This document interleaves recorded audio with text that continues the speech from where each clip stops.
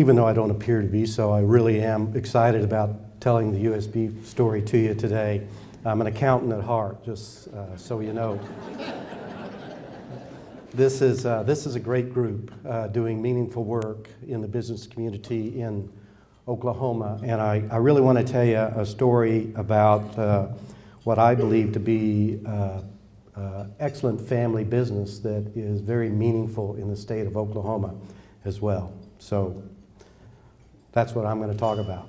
I'm a little bit intimidated. Well, I'm intimidated easily, very intimidated, I guess, but we've got a lot of my colleagues are here in the room, and as I look across the room at everyone, any one of them could tell this story much better than I can tell it, with much more color and emphasis on the right things, and so I hope I don't disappoint all of you. I'd like to introduce each and every one of them if I had time, but I don't. And I'd like to describe to you the contribution that they've made to our company over these many years. And when we talk about our culture and our core values, these people in this room today embody those. And so I really appreciate you being here. I want to tell you about our core values and our culture and how we came to create this document that we call Compass.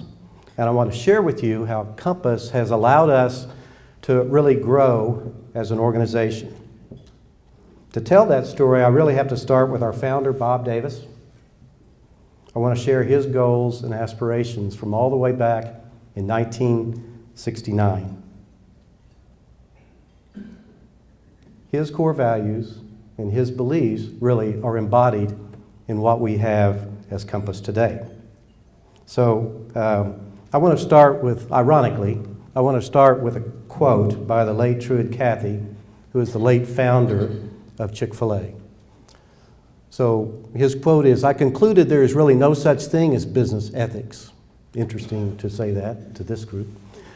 "I believe no amount of business school training or work experience can teach what is ultimately a matter of personal character. Businesses are not dishonest or selfish, people are. Thus, a business, successful or not, is merely a reflection of the character of its leadership."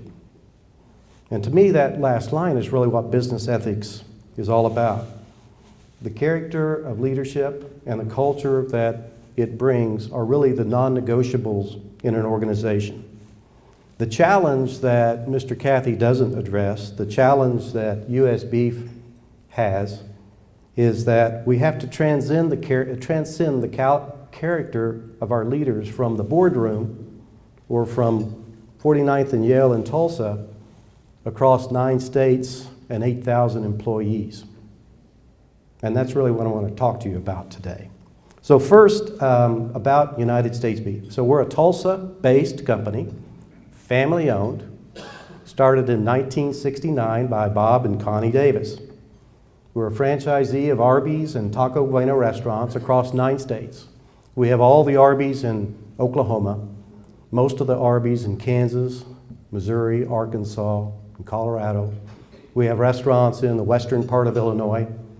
We have restaurants in Wyoming, wherever you can find people in Wyoming.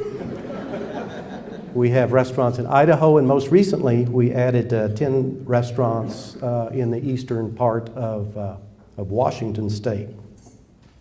So you'll notice all of those restaurants, all of those states are contiguous. And that's really by design. Our founder, Bob Davis, always had a philosophy that if you were going to grow, you had to grow in contiguous states. And the idea behind that was, if somebody called in the morning and said, "I'm going to be shorthanded at lunch and I need some help," you had to be able to drive to that restaurant by lunchtime to offer them some help. So very focused on operations, and we're still focused today. These are our corporate offices at 49th and Yale. It's our corporate support center and our ops training center. We're the largest Arby's franchisee with 350 Arby's restaurants, and we're the very first Taco Bueno franchisee. So Taco Bueno.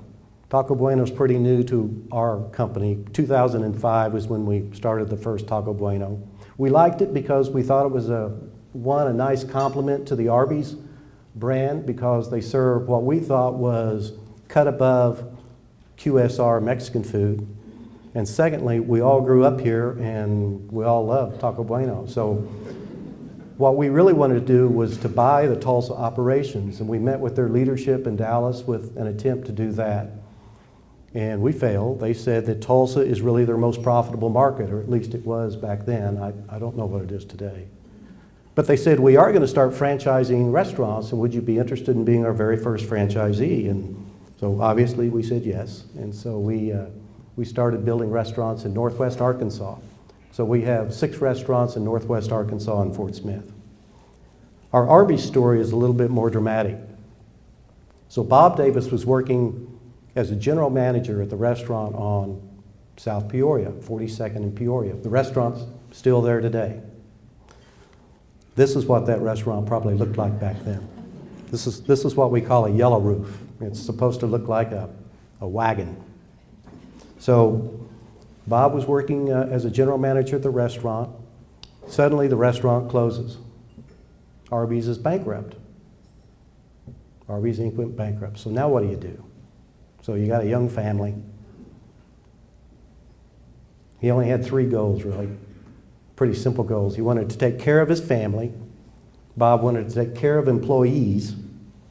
And Bob always wanted to treat people the way that he'd never been treated as an employee. He wanted to treat people right. So with those goals in mind, Bob and Connie Davis made a pitch to buy the restaurant.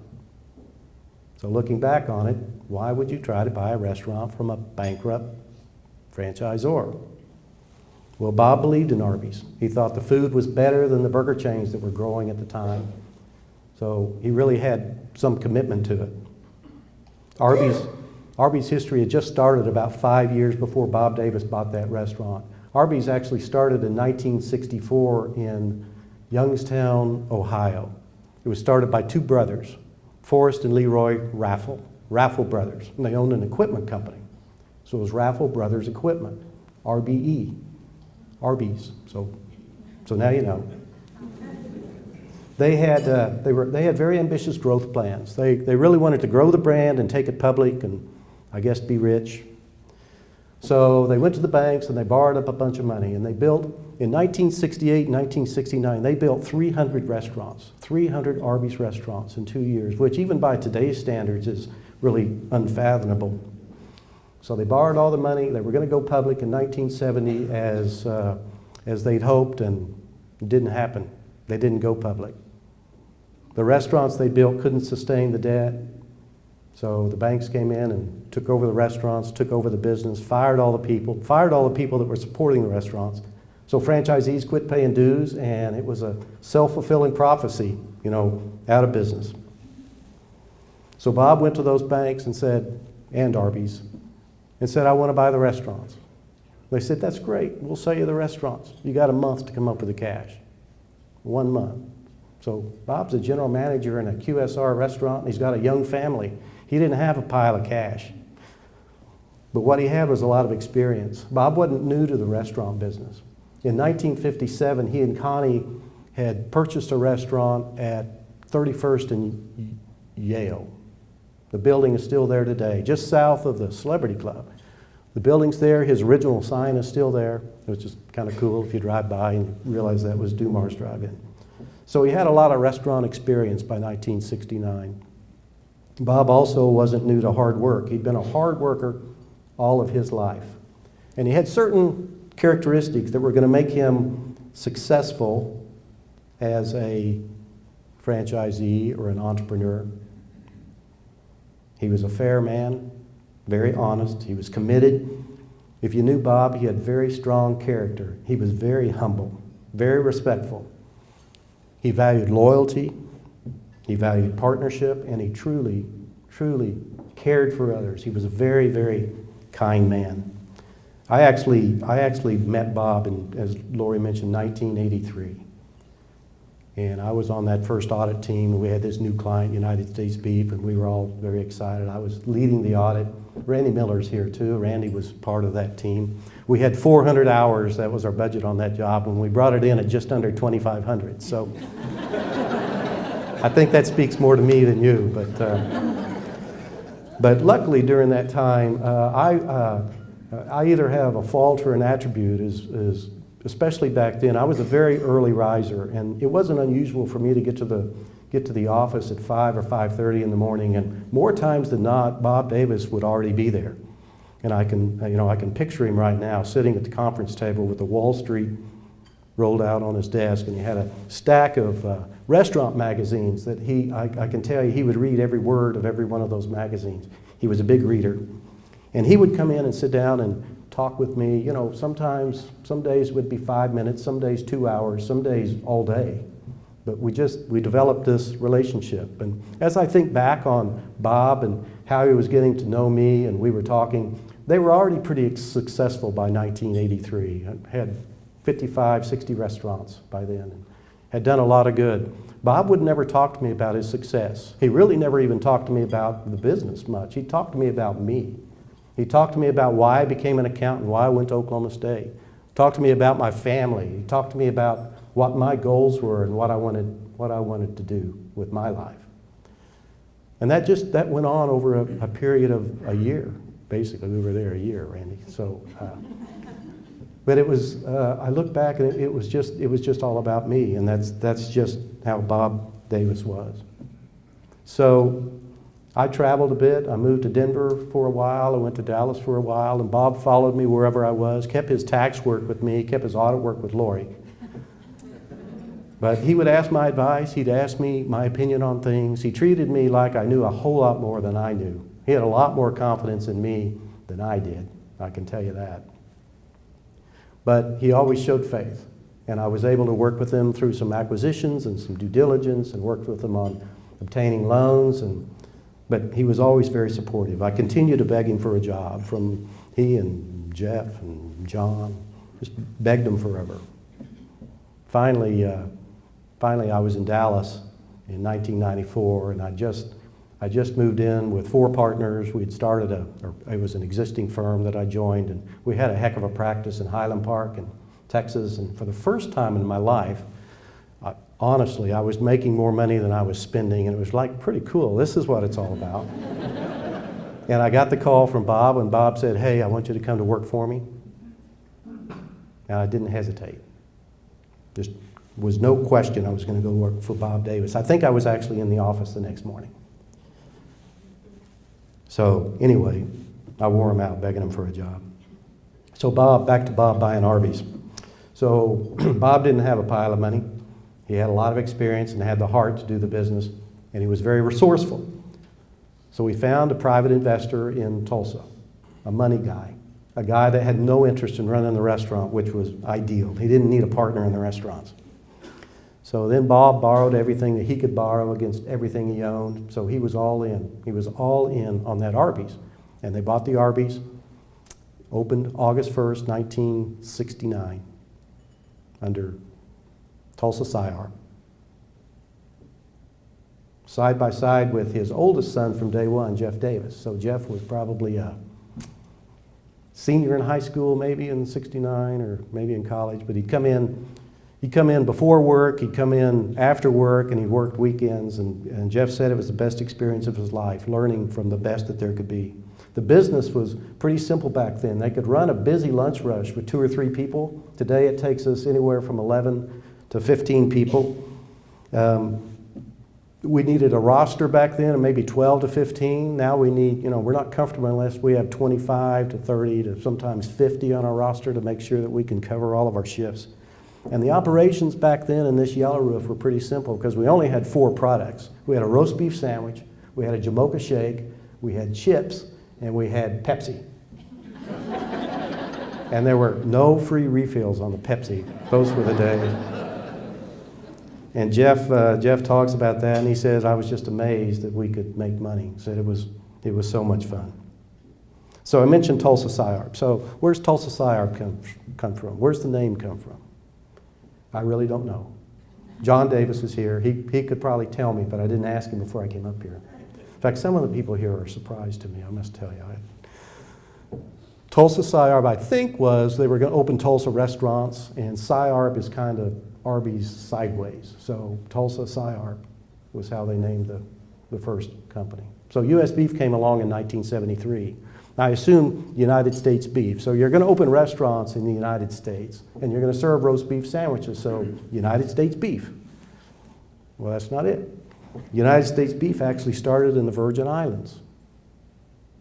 So forget all the contiguous stuff I talked about earlier in operations folks. The Davis family went international in 1975 and opened a restaurant in the Virgin Islands. So on a pre-hunting trip, Jeff Davis and Bob Davis were checking into a restaurant or into a hotel in the Virgin Islands. And in front of them were two guys from United States Steel. And the lady came out from behind the counter and said, "Gentlemen, welcome to St. Thomas. I'm pleased to provide you with the United States Steel 20% discount." Next up were Bob and Jeff Davis of Tulsa Chapter. So Bob steps up and introduces himself. "I'm Bob Davis, and this is my son, Jeff Davis, and we're with United States Beef Corporation in Tulsa, Oklahoma. And we'd be very interested in that 20% discount." So United States Beef was founded for a 20% discount. That's not part of the ethics presentation, by the way. So we operated those two companies as separate companies for years, then merged them in 1988, and now we're under one big family, U.S. Beef today. So South Peoria, opened South Peoria, got it going, took the profits from South Peoria and started growing. Literally started growing one restaurant at a time. For the growth, I'll show you what our new restaurant looks like, much different than the yellow roof. So 48th and Memorial was the very next restaurant. Jeff and John tell me that if you didn't know there was a restaurant in this strip center, you would never know that there was a restaurant in the strip center because you couldn't tell. They were scared to death that Tulsa couldn't handle two Arby's restaurants. So they put an ice cream parlor in that restaurant just in case, because they knew in August you could sell ice cream in Oklahoma even if you didn't sell roast beef, and they could keep paying their lease. But they were successful. And the family started getting involved at that time. So Bob and Jeff and John and Jeff's other brother Mark became involved. Annie Essman became involved. Ludi Beasley became involved about that time, and as well as John Davis, our CEO, who joins us here today. John used to tell me about his early days in the restaurant. He was too young to work in the restaurant, so he was in charge of outside operations. So he would pick up the trash and pick up cigarette butts and make sure everything was very presentable to the customer. Well, Jeff tells me that same story, but it's different. Jeff tells me that John was too young to work in the restaurant, so he used to stand in the parking lot and throw rocks at the customers as they came in and out of the restaurant. Jeff said it's amazed we even had customers. They were afraid they were going to get hit by a rock. Somewhere in between probably is John's beginning. So we just continued to grow through the 70s, 80s, 90s, all the way through today. And what's amazing to me is that we've never had a growth goal that I know of. We've never said we want to have 350 or 400 or 500 restaurants. That's never been mentioned. We never had a revenue goal. Nobody ever wanted to be 500 million or $1 billion. Never been mentioned at all. Our goal was to continue to grow the company, continue to provide opportunities for employees so that we could hire the very best and keep them with us. Jeff jokes, I don't know if he's joking or not, but he said he and Bob and John really weren't the best restaurant managers in the world. They need to hire people better than they were if they wanted to be successful. And that was true. And that's our philosophy today. We have Rick Morris with us here today. Rick started as a team member, crew member, probably making, I'm guessing, $2.30 an hour, maybe. And today, Rick Morris is in charge of 356 restaurants and 8,000 employees.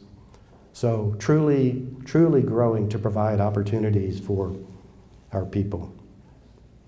We started acquiring other states as well as we grew. So we would buy, we grew one at a time. We'd remodel, old gas stations. We'd put stores on parking lots and restaurants that had closed down. So that really was our growth, one at a time. Never wanted to get too much in front of operations. But we started moving to other states and we started acquiring other franchisees. And what was interesting about the other franchisees is we rarely bid on those acquisitions. Typically, the franchisees would come to U.S. Beef and the Davis family and ask us to buy them because of two things. They knew U.S. Beef would offer them a fair price, and secondly, they knew the Davis family would take care of their employees, which was most important to them. So we started growing. We just made an acquisition in the last couple of weeks, and it's our introduction to Washington State. So we now have restaurants in Washington State, still contiguous, but it is Washington State, contiguous to our other markets. I know where Washington State is. So the interesting thing about Washington State. So we buy restaurants that are in really good shape sometimes. We buy restaurants that aren't very good. These restaurants aren't very good. They need some TLC. They need a lot of money in them. And I wasn't able to go on the trip after we had acquired the restaurants, to go visit all the stores. Bo went, John went. A lot of our operations team went up there to visit those stores. And so John came back and sat down in my office and was kind of recapping the trip and telling me where our priorities were and where we needed to be investing money and what we needed to be doing with these restaurants. So I took a risk. I know better than this, but I took a risk because we couldn't undo it. I asked John if he had buyer's remorse, if he had regrets for buying those restaurants. And he didn't answer right away. Took a little while. But in true Davis fashion, John said, "No, I don't have any buyer's remorse for buying those restaurants. I actually think someday down the road we'll be able to make money in these restaurants." But he said the best thing about the restaurants is it's providing tremendous opportunity for our people to share the culture of U.S. Beef and to grow Eastern Washington and show them what we're all about and further the brand. Gives our people a chance to shine. Nothing about profits. So it's all about the employees. Our growth has always been all about the employees. Construction's easy, buying land's easy, building buildings are easy, borrowing money's sometimes it's easy, sometimes it's not. But finding the right people, finding the people that make it happen every day in the restaurant is the tough part about our growth. So the GM, there's restaurateurs in the audience, I know. The GM is most important in our restaurant. That is the U-boat commander. You want them to share your culture. You want them to be an extension of your culture. You want them to treat everybody in the restaurant like family, just like you'd want to treat them. You want them to know that we care about them, and we want them to care about their employees. And it's hard to find those people. It's hard to find GMs.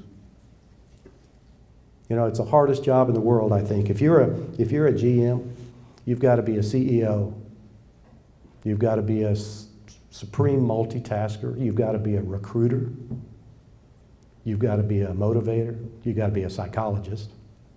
You're working with employees of all different cultural and ethnic backgrounds. All have different motivations. And you're their leader. And probably the biggest challenge of all for a general manager is you're working with the public every single day. But what we try to convey with our general managers and what we have conveyed, as Rick Morris would attest, is that if you work hard, if you're committed, and you develop employees, you develop your replacements, and you further our culture, then the sky's the limit. Whether you've got a high school diploma or less, or you've got a college degree or more, you have a chance to run a $1 million business, or a multi-million-dollar business, or a multi-million-dollar business. So that's our strong culture. That culture has enabled us to grow because it's focused in the right place. So the problem we have is beyond Tulsa. How do we share that culture? I think for years we thought we were, because we were in Tulsa and we had strong culture and we had strong ethics, and we thought we were sharing those ethics everywhere because we were sending out policies. Here are our policies, so follow these policies. This is our culture.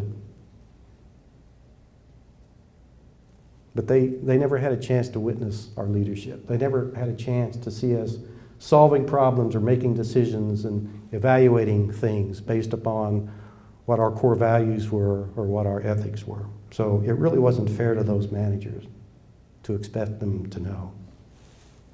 So Bo Davis enters. So Bo Davis, Jeff and Judy's son, Bo started at the bottom. Bo started washing pots and pans in the restaurant, moved to assistant manager, then general manager, became a district manager and a regional director, then a vice president of operations, and currently he's our chief operations officer. Bo is making tremendous strides toward our employee training and employee development. But Bo, working in the restaurants most recently, saw the need that we had to define our core values and communicate those core values to our people. So 6 of us gathered to figure out what we were going to do, because Bo had an idea and we wanted to solve it. So the 6 of us, Lori and I and Jeff and John and Bo and Rick, that's 6, I think. So first thing we decided is we needed to have a retreat, because if you're going to do anything, you got to have a retreat, right? And then we had to have a pre-retreat so that we knew what we were going to do on our retreat. So we did that. We studied from a book called The Advantage by Patrick Lencioni. We planned the retreat in Colorado in August when it's 115 degrees in Oklahoma. We studied the book. We all prepared diligently. We prepared. We were going to go define for the future our culture, our core values, and what's going to move us forward. And I got to tell you, I didn't know these guys were going to be here because I was going to take credit for it. But I'll tell you, I thought it was the dumbest idea. I thought, this is crazy. I don't know why we're doing this. You know, we've been in business for 45 years and we've been successful, and we've already got this culture and these core values, and doesn't everybody know it? But it was August and it was Colorado, and so I went with everybody. And an amazing thing happened when we were up there. We didn't define anything new for the future. We just captured everything that we'd done in the past and what got us where we are today. Bob Davis, his goals, his ambitions, got us to where we are today. We discussed all the whys behind it. We'd been successful at times, we'd struggled at times, but we persevered. Why did we persevere? What helped us persevere? We knew we'd hired some awesome people, and we'd hired some people that weren't so awesome. So what was the difference? You know, why awesome people and some not so awesome? We've had great support, great partnership from bankers and lawyers and accountants and vendors. So why have we been so lucky to have such great partnership? And we really didn't want to take that for granted. We wanted to study that. And we've also got a very loyal and tenured workforce. Just in the 6 of us that went up to Colorado, we've got over 175 years at the United States Beef Corporation. And we're just the tip of the iceberg. We've got managers and crew people that have worked for us for 40 plus years and many more. We identified that as a company, we value commitment, loyalty, humility, and respect of others, just like 1969. Those are still what we value. We identified people in our organization that we think are the very best, those people that we think represent the culture of our organization. We thought about people like Rick Morris and those people that lead like Rick. Tim Boma, our Vice President of Operations. Jeff Turner, who is our VP of IT, who is a guy that makes it happen. If you got a problem, he can solve it. Kim Thompson is our VP of HR. Kim never had a problem that she turned away from. Those are the kind of people that we needed at US Beef, and those are the kind of people that represent our core values. To name a few. There's more in the room. We thought about Bob Davis, we thought about Jeff Davis, thought about John Davis and the Davis family, and we thought about family attributes that were important to us, that were part of our culture. Attributes like compassion and kindness, desire to create opportunities, and wanting success for everybody. And humility above everything. Respect everyone regardless of their status. Respect everyone regardless of what they can do for you that day.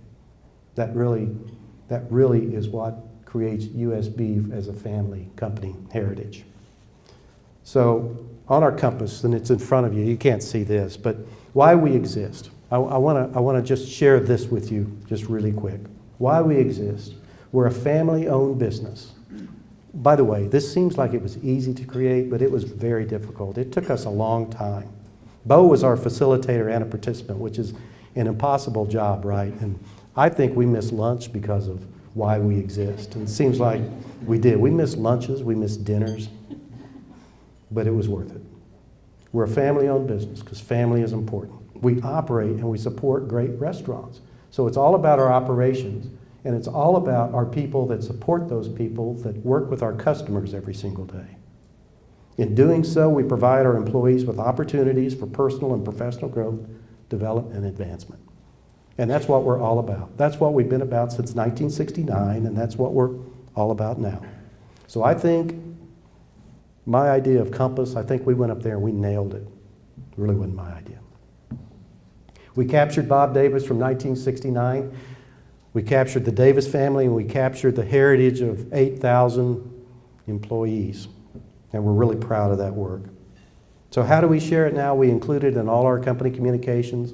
We survey our employees twice a year, ask them how we're doing. We take that raw data and we share it with every single employee. Are we walking the talk, or are we phoning?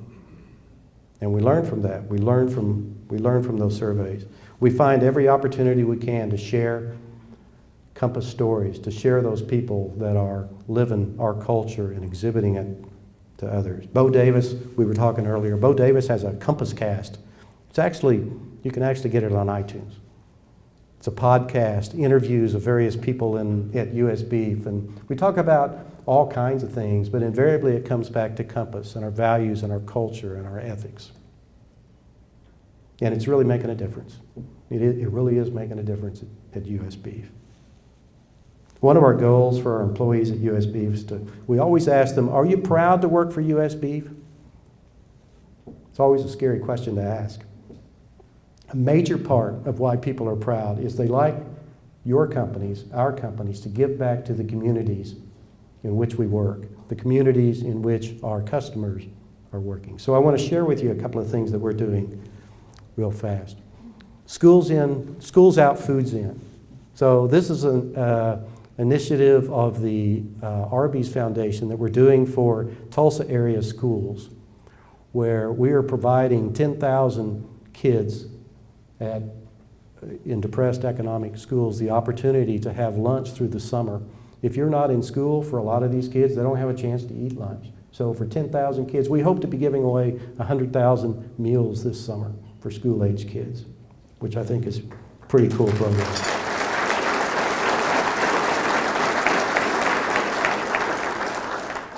The next program I want to mention to you is the brainchild of our CEO, John Davis, and it's Teacher Appreciation.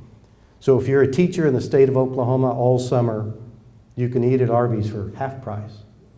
So any combo meal you want, half price every day for that.